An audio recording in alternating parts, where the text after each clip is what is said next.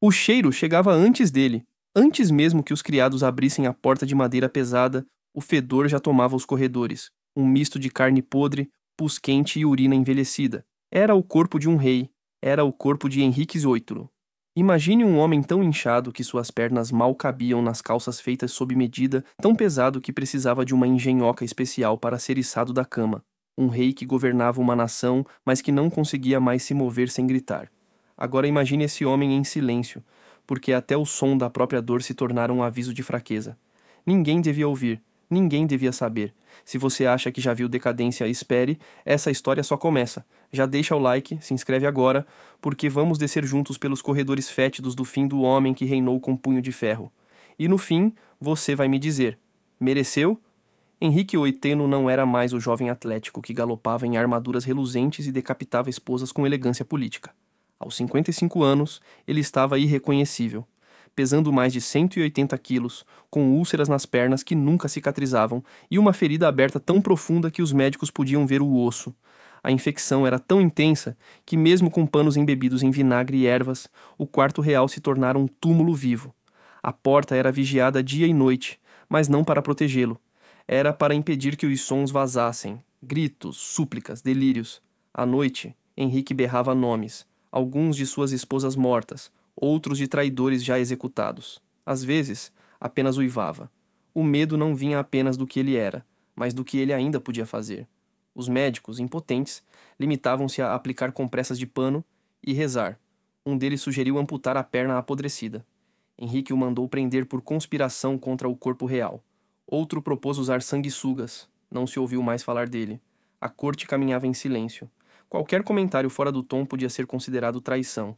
O rei estava doente, mas jamais fraco. Era essa a mentira oficial. Uma mentira sustentada pelo terror. Sua última esposa, Catarina Parr, vivia na ala oposta do palácio, vigiada. Sorria pouco. Falava menos ainda.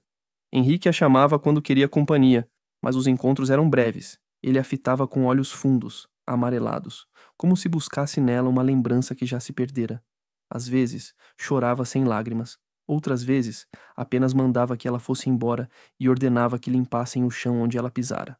O rei acreditava que estavam tentando envenená-lo. Mandava trocar os criados diariamente, proibiu frutas. Mandou examinar cada jarra d'água. Sua paranoia crescia mais rápido que as feridas na perna. O Conselho Real, reduzido a poucos homens, vivia sob constante tensão. Ninguém sabia se voltaria vivo de uma reunião com o rei.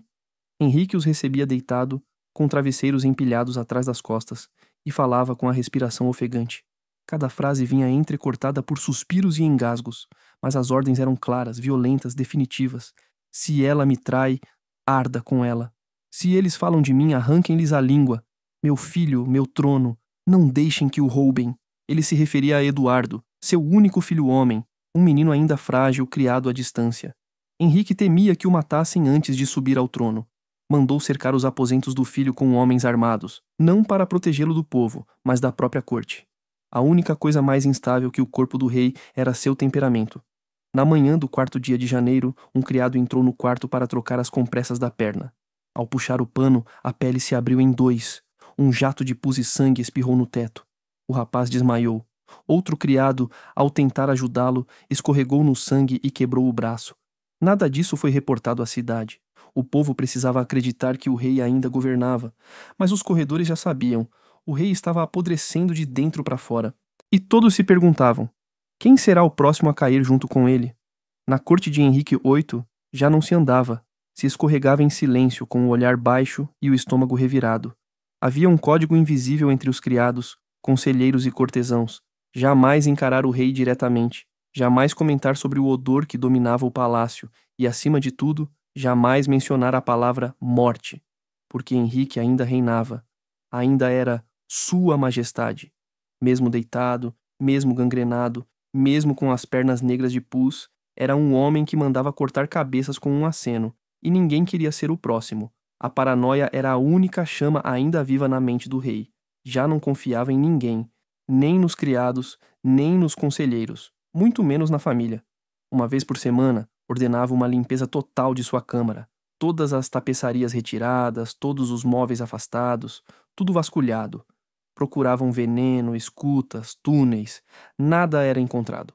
mas isso só reforçava a suspeita. Eles são mais espertos do que imaginávamos, dizia. Henrique mandou reorganizar seu conselho privado. Homens que estavam com ele há décadas foram dispensados sem explicação. Outros promovidos da noite para o dia. Ninguém sabia de onde vinham, e todos sabiam para onde iam se desagradassem. Sir Thomas Wriothesley, um dos poucos ainda próximos ao trono, dizia em sussurros: aqui a lealdade dura uma semana, a cabeça talvez menos. As cartas passaram a ser interceptadas. Criados eram interrogados. Uma criada foi presa por demorar demais a levar a comida. Um guarda real foi executado por bocejar perto da câmara do rei. Disseram que era um sinal de tédio, de desrespeito. Outros acreditavam que ele apenas estava cansado. Os corredores do palácio estavam sempre frios, não por falta de lareiras, mas pelo medo. Cada porta era uma sentença em potencial. Cada olhar, um risco. Até os sinos soavam com menos força. Catarina Parr, a sexta e última esposa, vivia pisando em cacos invisíveis. Ao entrar nos aposentos reais, cobria o rosto com um véu leve, disfarçando o nojo pelo cheiro insuportável. Sorria, falava pouco, lia passagens da Bíblia, às vezes por ordem, outras por desespero. Henrique a observava como quem estuda um enigma. Às vezes, chamava-a de luz do meu fim. Outras, apenas a mandava embora com um gesto de nojo. Ela sabia que qualquer deslize seria fatal. Certa noite, Catarina foi chamada para acompanhar o rei enquanto ele comia. Henrique não conseguia mais usar garfo. As mãos tremiam e os dedos, inchados como salsichas, mal seguravam a colher. A comida escorria da boca. Ele falava sobre o inferno. Você já viu um homem arder de dentro para fora, esposa? Perguntou com um fio de saliva pendendo da boca. Ela respondeu com um leve não, majestade. Está vendo agora, disse ele e gargalhou com um som engasgado. Na mesma semana, 2 monges foram presos por terem rezado pela alma do rei. O gesto foi interpretado como antecipação da morte e, portanto, traição. Foram enforcados ao amanhecer. O príncipe Eduardo, de apenas 9 anos, fora isolado numa ala distante. Henrique mandava cartas ao filho, mas não confiava em ninguém para entregá-las. Mandou construir uma espécie de correio interno, com criados específicos, juramentados sob ameaça de morte. As cartas eram longas, delirantes, misturando instruções políticas com ameaças veladas. Se falharem contigo, queime-os com tua própria mão. Ou, não deixes mulher alguma te governar, pois amor é fraqueza, e fraqueza é morte. O medo de Henrique contaminava tudo ao redor. A cada dia, um novo inimigo era nomeado. Bispos que discordavam dele eram depostos. Nobres que pediam orações públicas eram investigados. Até os músicos foram proibidos de tocar melodias melancólicas. Um alaudista teve um instrumento quebrado por tocar uma peça em tom menor. Disseram que o rei achou fúnebre demais. A rainha começou a dormir com uma carta de confissão embaixo do travesseiro. Se fosse presa, diria que fora forçada a viver em pecado, que o servira por amor a Deus, não por ambição. Ela sabia. A qualquer momento poderia seguir o destino de Ana Bolena ou Catarina Howard. E os criados, os poucos que ainda suportavam entrar no quarto do rei, já não viam um homem.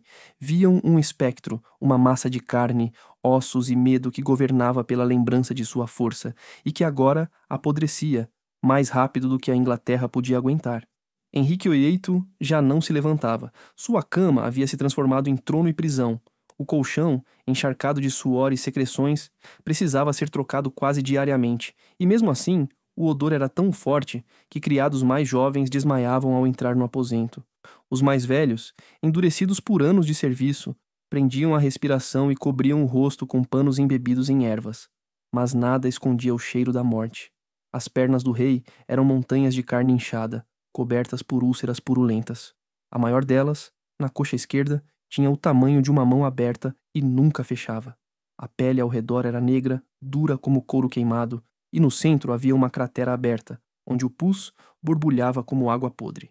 Quando os médicos apertavam, o líquido explodia em jatos amarelados, espalhando-se pelo chão de pedra. O som era grotesco, semelhante ao estourar de um couro cheio de lama. A cada limpeza, o rei berrava como um animal, praguejando contra Deus e contra os homens. Malditos sejam todos vocês! Eu sou o rei da Inglaterra. Vocês não podem me deixar apodrecer. As palavras, porém, vinham entrecortadas por gemidos. Seus pulmões já não suportavam longas frases. O corpo se tornara inimigo. Os médicos tentavam. Usavam emplastros de mel e vinagre, polvilhavam pó de carvão, aplicavam panos embebidos em vinho fervido. Alguns sugeriram cauterizar com ferro em brasa. Henrique recusou. Não suportava a ideia de ser tratado como um cavalo ferido. Queria cura, não paliativos. Mas não havia cura. Havia apenas adiamento. As noites eram piores. O rei acordava ensopado, com febres que o faziam delirar. Gritava os nomes de suas esposas mortas. Chamava por Ana Bolena, a mulher que ele próprio mandara decapitar, como se esperasse vê-la diante da cama com os cabelos soltos e o pescoço ensanguentado. Pedia perdão a Jane Seymour, a única que lhe dera um filho homem, e depois insultava seu nome, chamando-a de fraca. Por vezes falava com o nada, acusando sombras de traição. A respiração era um esforço constante. Cada inspiração vinha acompanhada de um assobio, como o vento passando por uma flauta rachada. O peito subia e descia em espasmos, como se cada sopro fosse o último.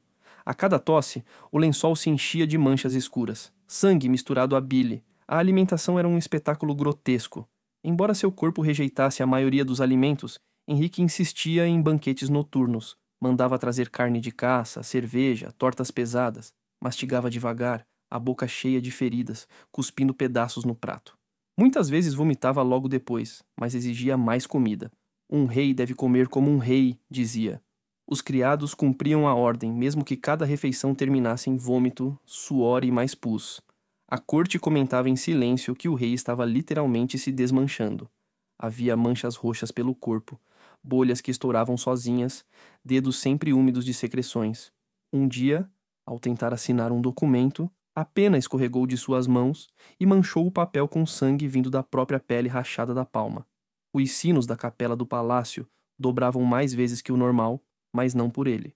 Dobravam pelos criados e médicos que adoeciam ao entrar em seu quarto. 2 morreram em menos de uma semana, vítimas de febres que ninguém sabia nomear. Acreditava-se que o próprio corpo do rei estava envenenando todos ao redor. Mesmo assim, ninguém ousava recuar. O rei ainda mandava, ainda exigia obediência. E enquanto seu corpo apodrecia, sua fúria crescia. Porque Henrique VIII sabia. Ele não era apenas um homem morrendo. Era um monstro em decomposição que ainda governava uma nação pelo terror. Catarina Parr caminhava como quem pisa em vidro invisível. Nenhum gesto podia ser espontâneo, nenhuma palavra fora de lugar. Era a 6ª esposa de Henrique VIII e sabia de cor o destino das outras. Uma fora anulada, 2 divorciadas, 2 decapitadas. O palácio inteiro sussurrava: ela será a próxima? Na presença do rei, Catarina usava sempre vestidos fechados, cores discretas, véus leves que disfarçassem qualquer expressão do rosto.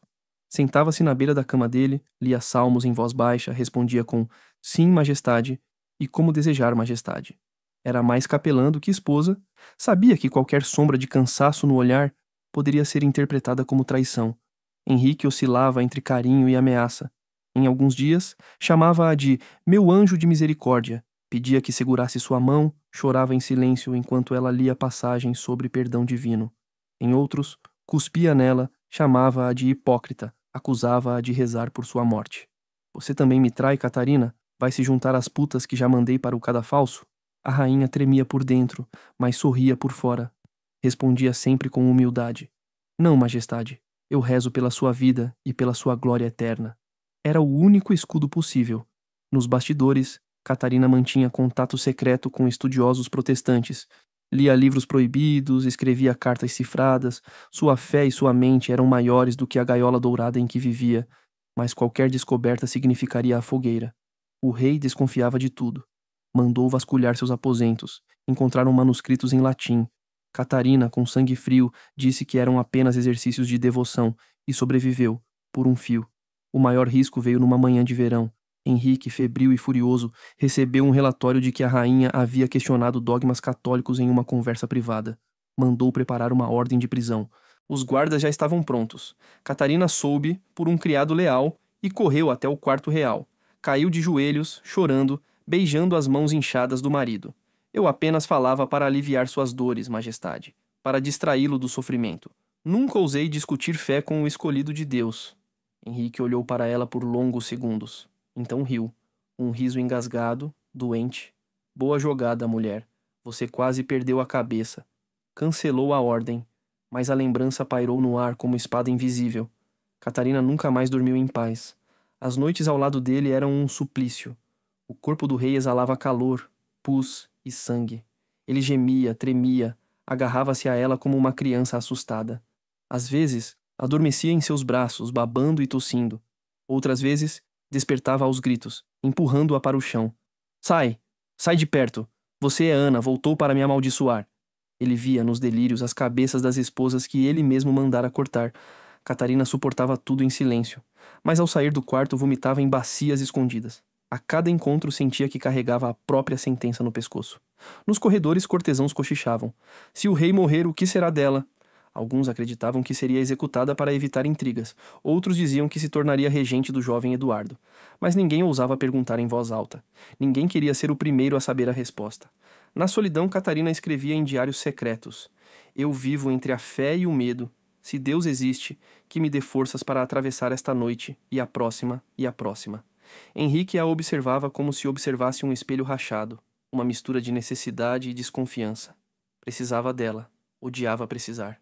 E assim, mesmo cercado por conselheiros e guardas, o rei passava seus últimos dias em guerra íntima, com a única pessoa que ainda ousava se aproximar de sua cama. A morte rondava o quarto de Henrique VIII como um espectro que todos viam, mas ninguém ousava nomear. Ainda assim, havia uma questão maior que o apodrecimento do corpo real. Quem herdaria o trono quando o rei finalmente sucumbisse? Henrique tinha filhos, mas nenhum em condições de governar de imediato. Eduardo, o único homem, era um menino frágil de 9 anos, magro, pálido, com tosse constante. Maria, filha de Catarina de Aragão, era católica devota, mas marcada como bastarda anos antes. Isabel, filha de Ana Bolena, carregava o estigma do escândalo da mãe decapitada. A escolha não era simples, e o rei sabia disso. Mesmo quase imóvel, Henrique exigia que trouxessem escribas à sua cama. Sobre travesseiros manchados de sangue, assinava documentos com mãos trêmulas, a pena escorregando, borrando tinta e pus ao mesmo tempo. Às vezes gritava nomes de nobres exigindo que fossem retirados da lista de herdeiros. Noutras, chamava de volta os mesmos nomes no dia seguinte. A paranoia se infiltrava até em seu testamento. Eles vão roubar o trono do meu filho, resmungava, cuspindo saliva grossa. Essas serpentes esperam meu último suspiro para morder, mas eu ainda mando, ainda mando. O conselho privado vivia em terror. Cada reunião era um campo minado. Os conselheiros se ajoelhavam, recebiam ordens contraditórias e saíam sem saber se continuariam vivos até o dia seguinte. Às vezes, um deles desaparecia sem explicação. Sussurrava-se que eram levados para a Torre de Londres e nunca mais vistos. Henrique falava do trono como quem fala de uma fortaleza em ruínas. Eduardo reinará. Mas se falhar, queimem os traidores, todos, até as mulheres e crianças. Não deixem nada. Sua voz enfraquecia, mas as palavras vinham afiadas como lâminas. Maria, a filha mais velha, foi chamada ao leito. Entrou séria, com um vestido negro, a Bíblia apertada contra o peito. O rei a observou longamente. Você ainda reza por Roma? Ela hesitou. Eu rezo por sua alma, pai. Henrique riu, um riso que virou tosse. Então reze mais forte. Porque Deus não me quer, e Roma nunca terá este trono. Isabel, adolescente, também foi convocada. O rei a fitou com olhos turvos. Você tem o olhar da sua mãe. A menina gelou. Ele não disse mais nada, apenas fechou os olhos, como se visse o fantasma de Ana Bolena ao lado da filha. O príncipe Eduardo raramente era permitido entrar. Quando o fazia, usava roupas bordadas, mas o corpo frágil tremia sob o peso das joias.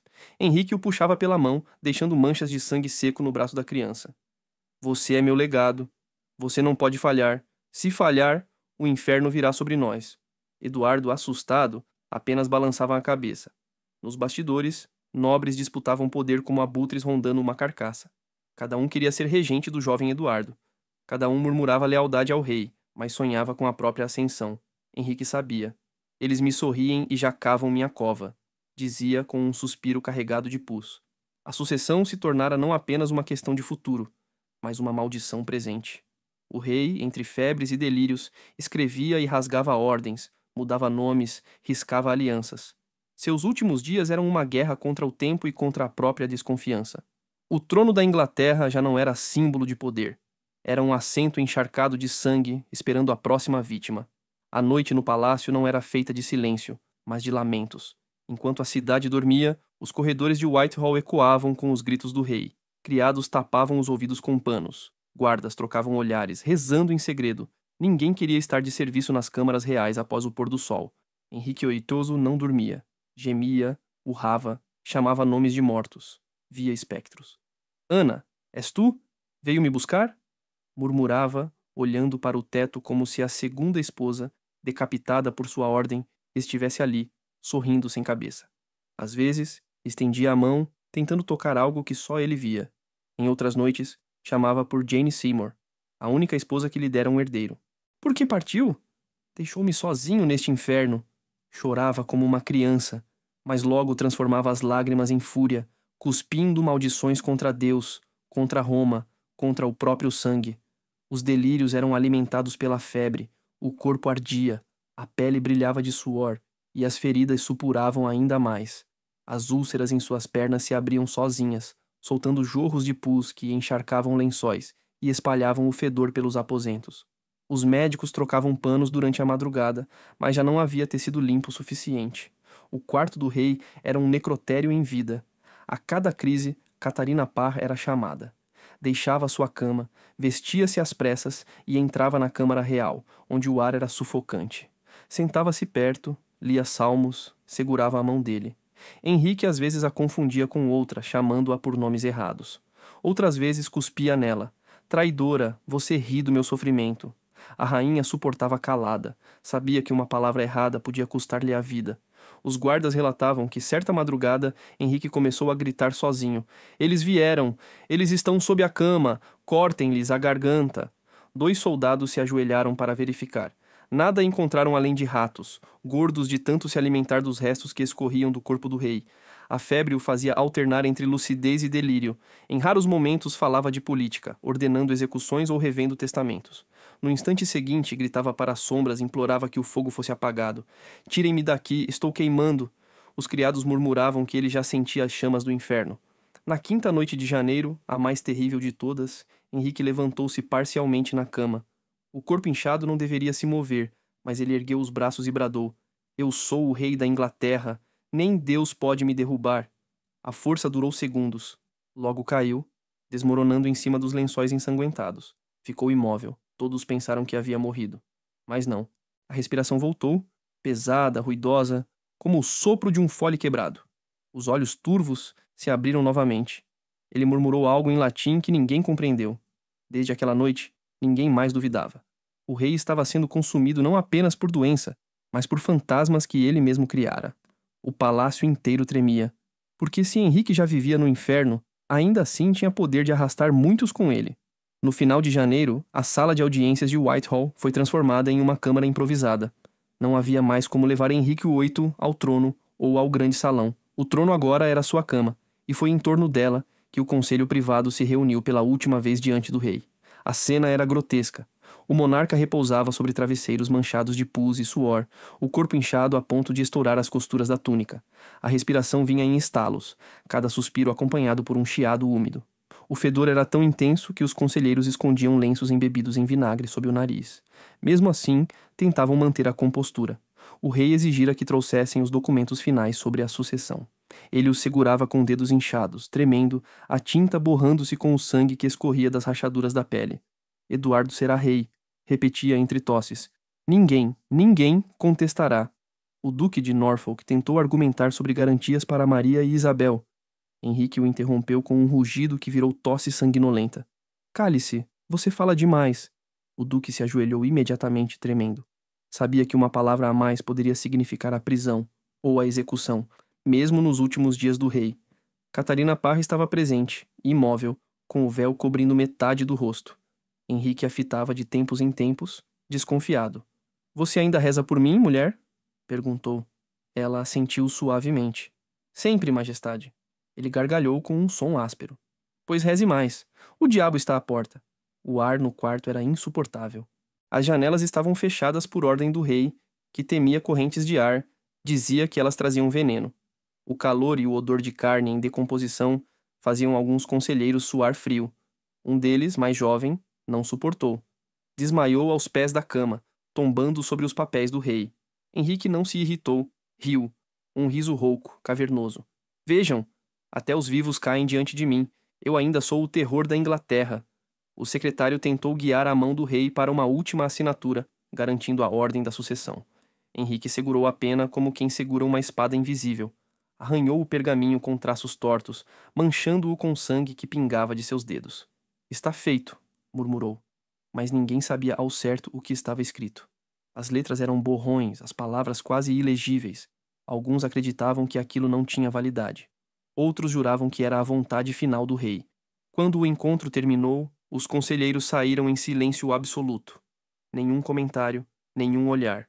Todos sabiam que o que acabara de acontecer não era apenas a preparação da sucessão, era o fim de um reinado, o último ato de um homem que apodrecia em vida e ainda governava com medo. Naquele dia, mais do que nunca, a Inglaterra percebeu que seu rei já não era rei.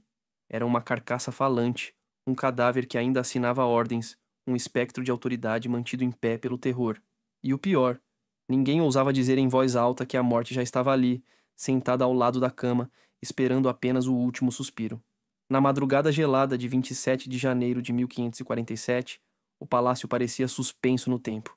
Nenhum criado ousava falar alto, nenhum guarda batia os pés. Todos esperavam o inevitável.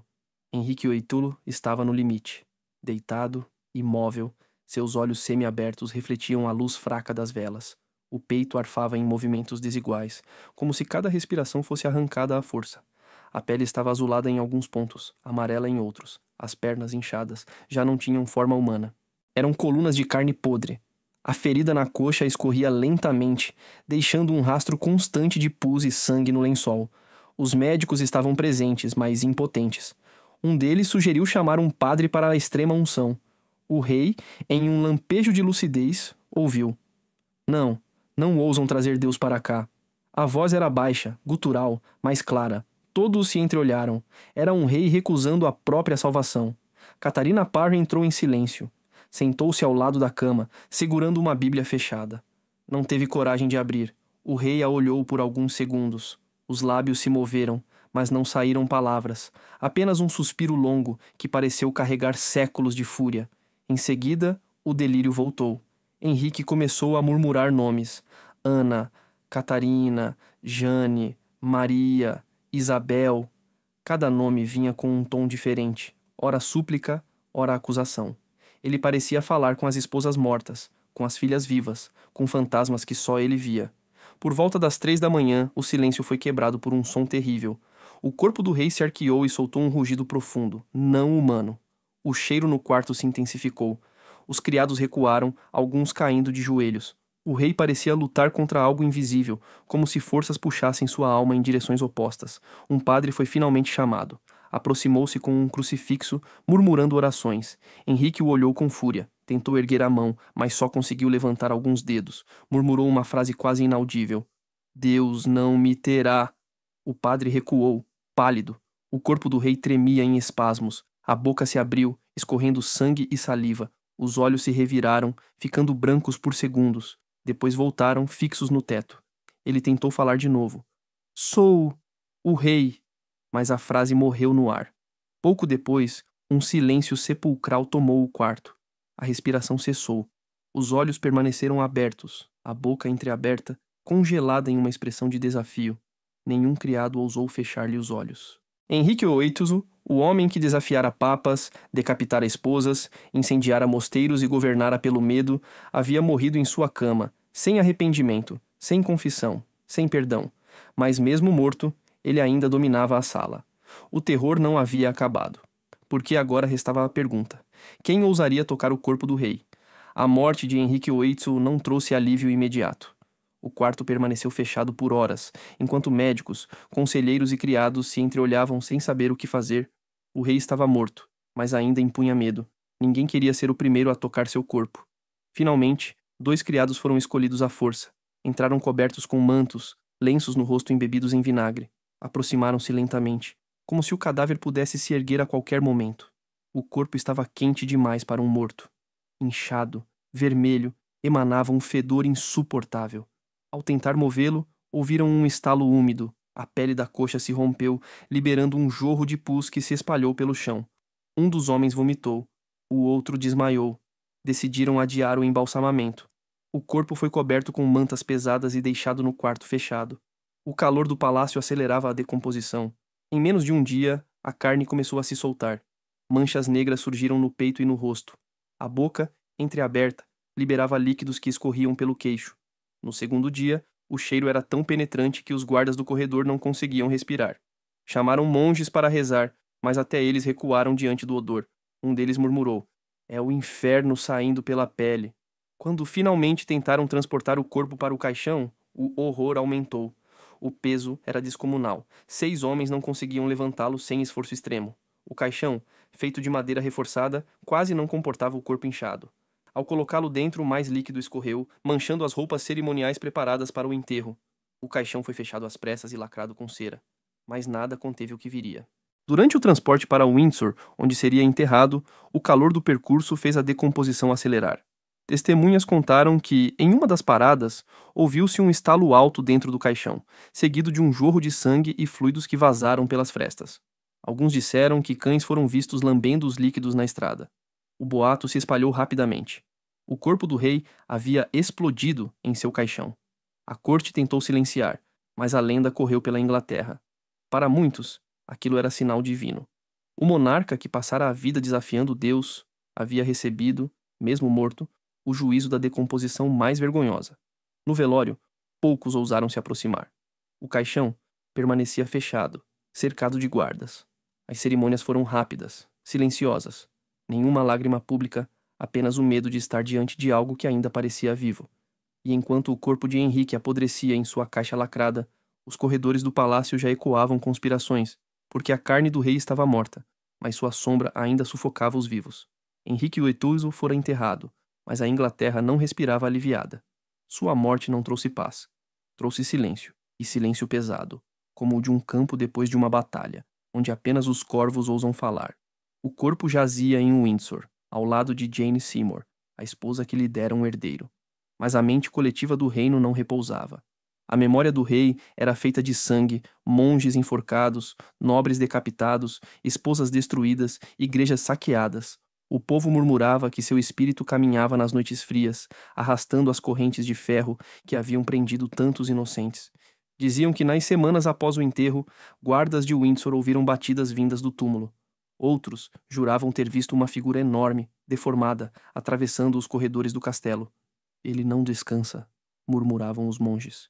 "Um rei que desafia Deus não encontra repouso." O trono passou para Eduardo, ainda criança, frágil e vulnerável. Mas o menino não reinava sozinho. Atrás dele, homens ambiciosos disputavam poder, usando o nome do jovem como bandeira. O testamento deixado por Henrique, borrado de sangue e tinta, foi interpretado de maneiras diferentes por cada facção. O império que ele tentara segurar com um punho de ferro começava a rachar. Maria, sua filha mais velha, lembrava-se das humilhações, dos anos de bastardia forçada, do terror imposto pelo pai. Isabel carregava o fantasma da mãe decapitada. Ambas cresciam com a marca do rei e ambas se tornariam rainhas em seus próprios termos, moldadas pelo sangue e pelo medo herdados. Entre o povo, Henrique já era lenda, mas não lenda de glória, lenda de horror. O rei que devorava mulheres, que explodia em raiva e em pus, que reinava pelo terror e morreu apodrecendo como um mendigo com coroa. O tempo não apagou a imagem do corpo inchado, do caixão que vazava, do cheiro que dominava palácios inteiros. Até os séculos seguintes, poetas e cronistas repetiriam o mesmo. Aqui jaz o homem que fez a Inglaterra temer Deus, mas que morreu temendo o próprio inferno. Henrique VIII nunca descansou, nem em vida, nem em morte. Seu legado não foi apenas o anglicanismo ou a sucessão de filhos que se devoraram em disputas. Seu legado foi o terror. E mesmo hoje, quando se fala seu nome, é impossível não imaginar o quarto escuro de Whitehall, as velas tremendo, e um rei imenso, podre e enlouquecido, gritando para espectros que só ele via. Porque o fim de Henrique VIII não foi apenas a morte de um rei, foi o triunfo da decomposição sobre a coroa, o último espetáculo de um monstro que a Inglaterra nunca conseguiu esquecer.